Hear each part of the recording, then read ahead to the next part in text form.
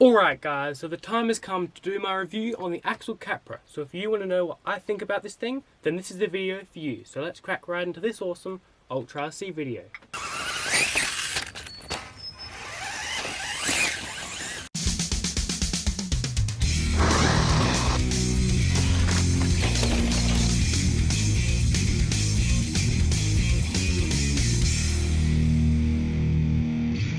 Alright guys, so I have already made videos on the Axial Capra here, where I made a build montage, I drove this thing around a lot and I gave you a bit of an overview, so if you want to see that, make sure you check that out. I just point out that every single remote control car is super awesome, they're all heaps fun and you can't go wrong when you're deciding, but if you're going to spend a significant amount of money, it's worth doing some research and watching an awesome video like this. I've got a lot to say about this and it might take a while, so I'll try and break this up with some cool shots of this actually driving. Now, first let me just do a bit of an overview, just a bit of a recap so you know what this thing's all about. So basically the main feature here is the portal axles. This gives us extra ground clearance and also reduces torque twist. I like these portals more than the TRX4 portals. I'll show a comparison between the two and you'll see that the Capra axles are a lot more smoother and less likely to get caught on rocks.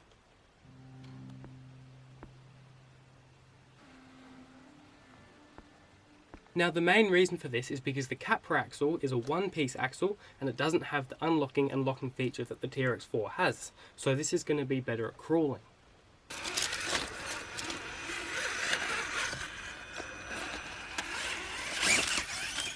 But moving on to the other features, we've got the dig transmission, so you can go all-wheel drive, front-wheel drive, or you can brake the rear axle for a very tight turn. I'll show you that.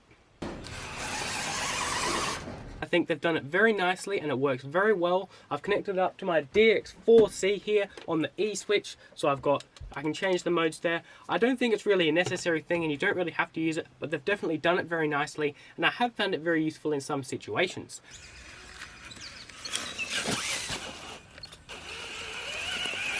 But not only does the dig function help you turn sharply, it also allows you to descend slowly because you can lock the rear wheels, and up the back there's a steep hill. If I lock the rear, I can pull myself just over the edge and then it will slide down very controlled, and no other cars that I've got can do that. So you can see that the dig feature is a big advantage in some situations, but it's not really necessary. But it's good that they've done it nicely, and it's an option, you don't have to do it.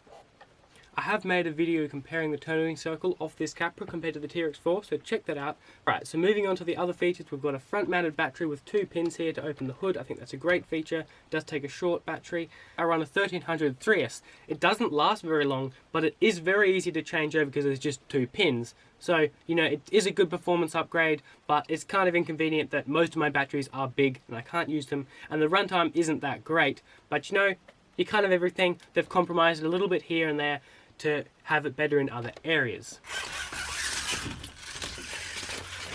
It comes with an included light bar, which I think is a great feature because it doesn't cost much to add from the factory, but adds a lot more to the vehicle.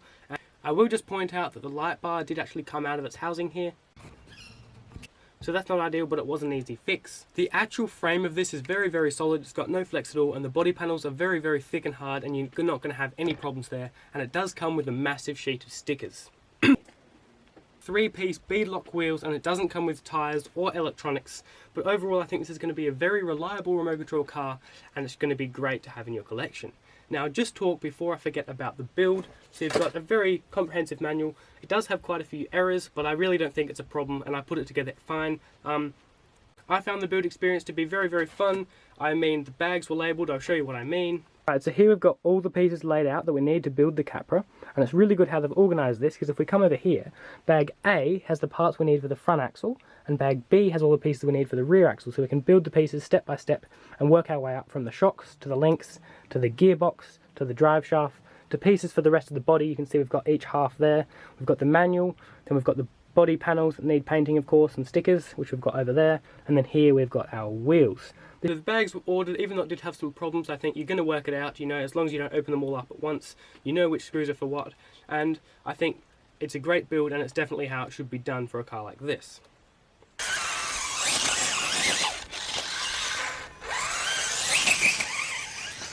if you look at it like this, guys, you've got three different kinds of remote control cars. You've got the scale truck, which is going to have number plates and scale accessories and details to make it look like a real car. You've got a trail truck, which is going to be a reliable thing that you take for a walk, you know, like a stock SCX-10 that's just there when you need it, and it's just a fun sort of basher kind of slow vehicle. Then you've got a crawler, which is going to be tuned to perfection to go over the obstacles. Now this Capra here, I think, fits into all of those categories. You've got the scale details and things with the box on the back here and the lights and the hard panels and the full cage. You've also got the trail truck because it says it on the box there. I mean, it literally says trail buggy. But obviously this thing really is a crawler at heart with the portal axles and the dig transmission. Makes this thing an absolute beast at crawling.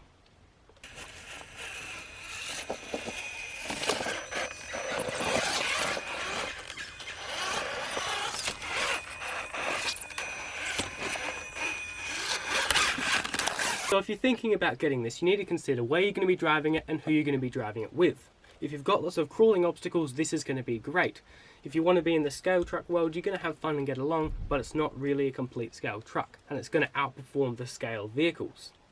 As far as how this car actually drives, it's very capable. You know, it's a great crawler and it's definitely fun on the trail. This is a little bit slow for me at the moment with the 1200 kV brushless motor, but I think I'll gear it up a little bit. But I think if you do drive it a bit too fast, it's going to be more likely to break. With the portal axles, it gives you a little bit more stress and it's not as reliable, but it definitely is a big advantage on the rocks. I have found that this thing normally does land the right way up. It doesn't tend to fall over, but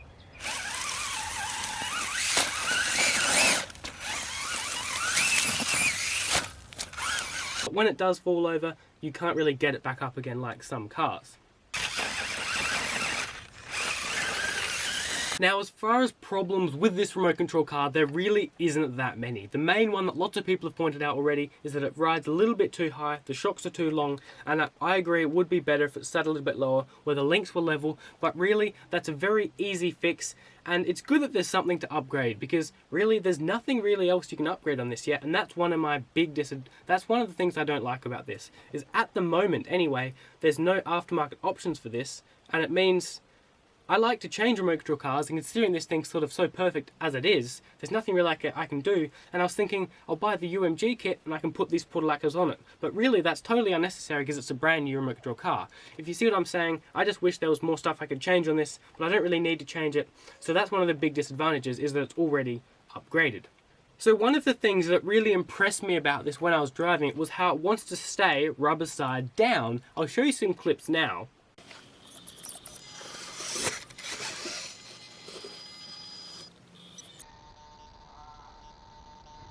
That just really impressed me. A big thing in this kind of world is compromises, you know. With the portal axles you get lots of ground clearance, but it does make it a bit top heavy. And I think Axel's done a great job of sort of not going too far with these decisions. What I mean is, because they've risen it up, they've also widened the wheelbase of the truck here, so it's not as likely to tip over, and I think they've done a very good job of that. Same with the axle mounted servo, you know, they've put it on the axle to give you better steering, but obviously it's not a scale because you can see the servo there. It's just, you can't have a perfect remote control car, and I think the decisions that they've made are, you know, perfect for one scene, and you just can't have a perfect remote control car, and they've done their best, and I think it's definitely a great quality product. And you know guys, at the moment, if someone said, let's go for a drive, this would be my go-to rig. I can only drive one remote control car at a time. I've kitted this out, like I said in my last video, with all the best electronics. We've got the Mambarex and the Tegan motor and the high-tech servo. It's a really great remote control car, and I'm going to keep this upgraded. You know, this is the car that if something breaks, I'm not going to go, oh, I'll fix it later. If it's $100 to fix it, boom, it's done. I've got to keep this thing going, and that's how I feel about it. So I'm very impressed.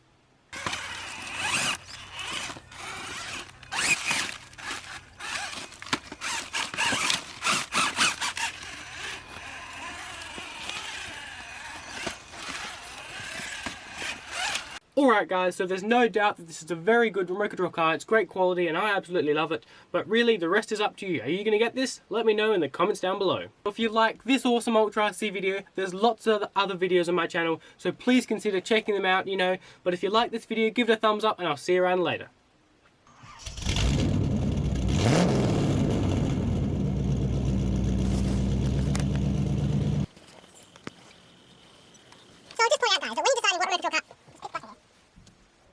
And this is definitely a very good remote control car, but so is an Airbus, and you don't really need an Airbus.